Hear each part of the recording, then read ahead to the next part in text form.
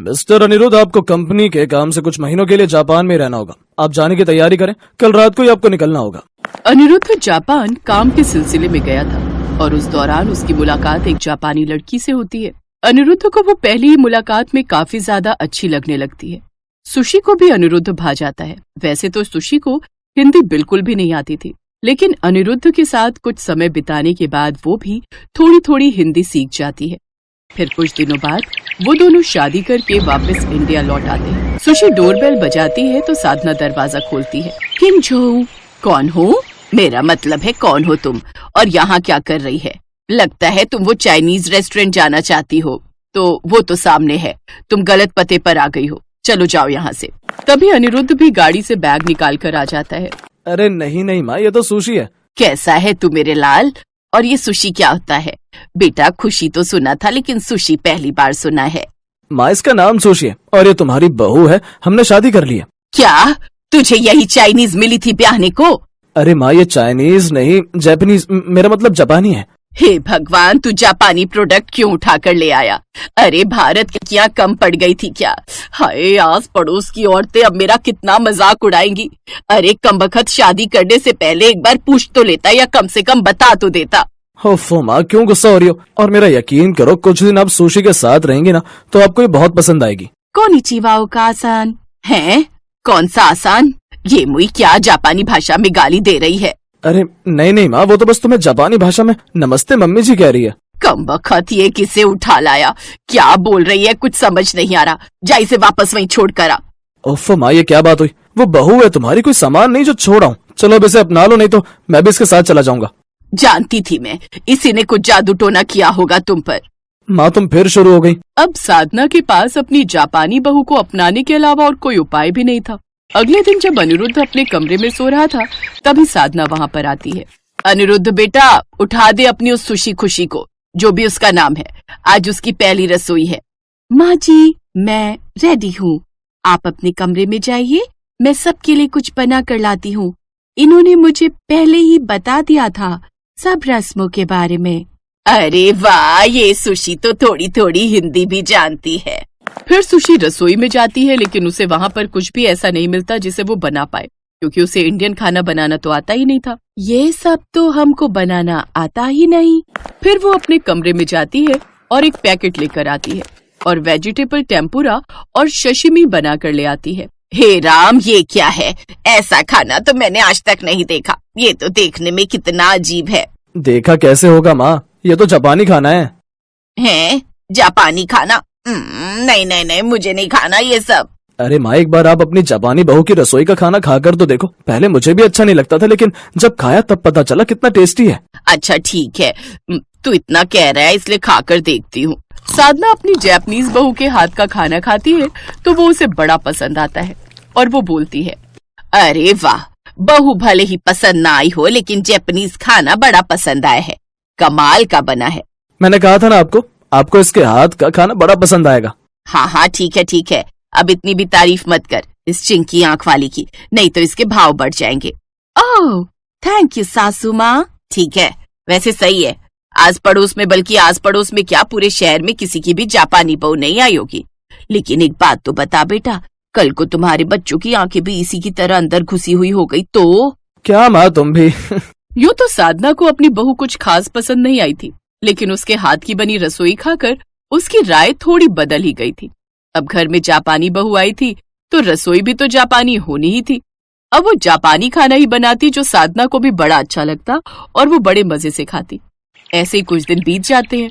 एक रोज साधना की सहेली उसके घर आती है। साधना, सुना है तेरा बेटा कोई विदेशी आइटम, अब मेरा मतलब है जापानी बहू लाया है। हाँ हाँ, मेरी जापानी बहू आई है और तू उसके हाथ का खाना खाएगी ना, ओए होए होए, सच में उंगलियां चाटती रह जाएगी। अच्छा ऐसी बात है, जरा बुला तो अपनी बहू को, मैं भी तो देखूं। और उसके हाथ के खाने की बड़ी तारीफ कर रही है, तो बनाकर खिला कुछ उसको, बोल। हाँ हाँ अभी बोलती हूँ। साधना सुशी को आवाज देती है। जा बहू, कमला आंटी के लिए कुछ जापानी खाना बना कर ले आ। जी माँ जी। कुछ देर बाद सुशी उड़ान बना कर ले आती है। अरे ये तो मैगी है, तू तो बोल रही थी जापानी खाना बनाती है। आंटी जी, ये उड़ान है जापानीज फूड, आप इसे इस चॉपस्टिक के साथ खाकर देखिए। अरे नहीं नहीं, मैं इन लकड़ियों से नहीं खा सकती, मैं तो चम्मच से ही खाऊंगी। लकड़ी से खाना कौन खा सकता है?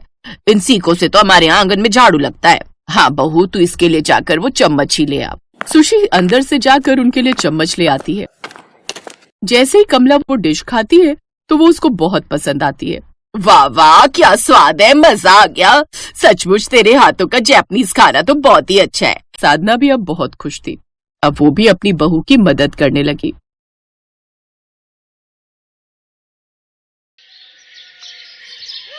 रीति, नीति, प्रीति कहाँ हो? चलो अब खाना खा लो। अभी आते हैं माँ। वंदना की आवाज लगाते ही उसकी तीनों बेटियां रीति, नीति और प्रीति अपने घर की तरफ बढ़ती हैं। रीति हमेशा बीच में चलती थी और उसके दोनों तरफ कंधे पकड़कर नीति और प्रीति चला करती थी। दरअसल प्रीति और नीति देख नहीं सकती थी और रीति देख तो सकती थी पर वो पैरों से लाचार थी। तो रीति बैसाखी के सहारे थी और नीति और प्रीति रीति के सहारे। कितनी बार कहा है ज्यादा दूर मत जाया करो। रीति दीदी थी ना हमारे साथ। अरे कब तक तुम तीनों साथ रह पाओगी? एक दिन तो तुम तीनों को अपने अपने घर जाना ही होगा। फिर क्या करोगी बोलो? तो फिर हम शादी ही नहीं करेंगी। रीति दीदी का कंधा पकड़कर ऐसे ही चलती रहेंगी हमेशा। वंदना का कोई बेटा नहीं था, बस तीनों बेटियां थीं और वो भी अपाहिज। वंदना को इस बात का बहुत दुख था। वंदना का पति श्याम एक छोटा किसान था और बड़ी मेहनत से अपना और अपने परिवार का पेट पालता था। फिर एक दिन, रीति कहाँ हो? माँ मैं रोटी बना रही हूँ।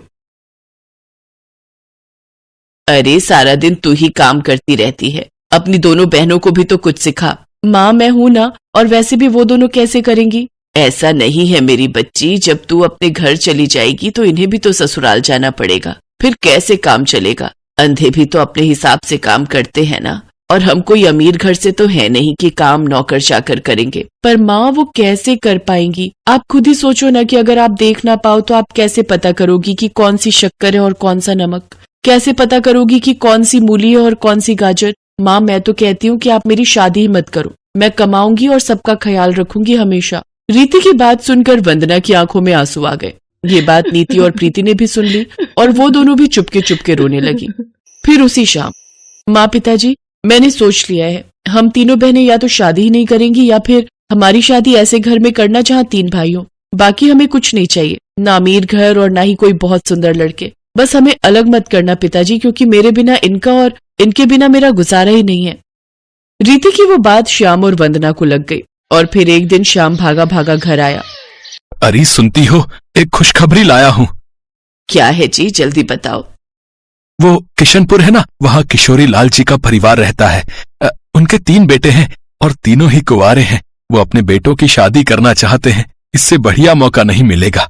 अगर उन तीनों लड़कों से अपनी बेटियों की शादी हो जाती है तो वो हमेशा साथ रह सकेंगी। पर वो हमसे रिश्ता जोड़ेंगे क्या? वो तो अरे यही तो बताना है तुम्हें। अब इसे भगवान की लीला ही कहो। वो तीनों भाई भी जरा कम देख पाते हैं, इसीलिए शायद वो मान जाए। अच्छा, तब तो आप फटाफट बात चलाओ। अगले ही दिन श्याम किशोरीलाल के घर पहुंचा और उससे अपनी बेटियों के रिश्ते की बात की। किशोरीलाल ने भी रिश्ते के लिए हाँ कर दी और श्याम से शादी की तैयारियां शुरू कर दी। तीनों बहनें भी बहुत खुश थीं। फिर शादी की तारीख भी आ गई, लेकिन फेरों से ठीक पहले। 1 मिनट रुको पंडित जी, इतनी जल्दी भी क्या है? हाँ तो श्याम जी, जरा दहेज वहेज का हिसाब तो समझाओ। पर दहेज की तो बात ही नहीं हुई थी किशोरी लाल जी, और जितना मुझसे बन पड़ा उतना तो मैं कर ही रहा हूँ।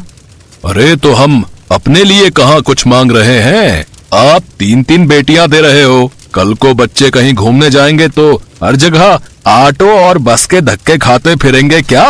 अब आप ऐसा करो कि एक ऐसी कार दे दो जिसमें 7 लोग आ जाएं। बस, बाकी कुछ नहीं चाहिए। है? पर ऐसी कार तो बहुत महंगी आएगी, मैं गरीब कहाँ से लाऊंगा किशोरी लाल जी? अरे तो अभी की बात कौन कर रहा है? हम आपकी तीनों बेटियों को ब्याह कर ले जा रहे हैं, ठीक है? ठीक 1 महीने बाद आप कार ले आना, और अगर नहीं ला पाए तो अपनी बेटियों को वापस ले जाना। बहुत बेगैरत आदमी हो किशोरी लाल, है? अपने बेटों की शादी करने आए हो या सौदा करने आए हो बे? मुखिया तुम चुप करो। अगर इतना ही प्यार आ रहा है ना इन लंगड़ी और अंधी बेटियों पर, तो तुम ही ले जाओ इन्हें अपने घर बहू बनाकर। करा देता, पर मेरा एक ही बेटा है, और अगर 3 होते ना तो तुम्हारे सामने इनसे शादी कराता और तुम्हें जूते मारकर बाहर निकाल देता इस गांव से, जूते मारकर। हाँ, तो हम जा रहे हैं। अब ढूंढ लेना ऐसा घर इन लंगड़ी और अंधियों के लिए, जहां बिना दहेज के तीनों की शादी हो जाए। हम भी देखते हैं। विमल बेटा, इधर आ। श्याम भाई, बताओ कि आप मेरे बेटे के साथ अपनी कौन सी बच्ची की शादी करना चाहते हो, बताओ। मुखिया जी, आपकी इस दरिया दिली के लिए बहुत बहुत धन्यवाद, लेकिन हम तीनों अलग नहीं रह सकती। मेरी बहनें मेरे ही सहारे हैं, तो या तो हम तीनों एक ही घर जाएंगी या फिर। शादी तो होगी बेटी, और इस लालची किशोरी लाल के सामने ही होगी। श्याम भाई, मेरा एक ही बेटा है, और आपको अजीब लगेगा लेकिन अब कोई चारा नहीं है। मैंने जबान दे दी है, मैं अपनी तीनों बेटियों का हाथ अपने बेटे विमल के लिए मांगता हूँ। बताओ, आपको मंजूर है? मुखिया की बात सुनकर वहाँ हर आदमी हैरान था, पर तभी रीति के कंधे पकड़कर नीति और प्रीति मुखिया के सामने खड़ी हो गईं और उनके पैर छुए। फिर उसी मंडप में तीनों बहनें हमेशा के लिए एक साथ हो गई, और इस तरह तीनों बहनों ने अग्नि को साक्षी मानकर एक ही लड़के से शादी कर ली, और वो लड़का बन गया 3 बहनों का एक पति। और किशोरी लाल अपने 3 बेटों के साथ खाली हाथ वहाँ से बेइज्जत होकर चला गया।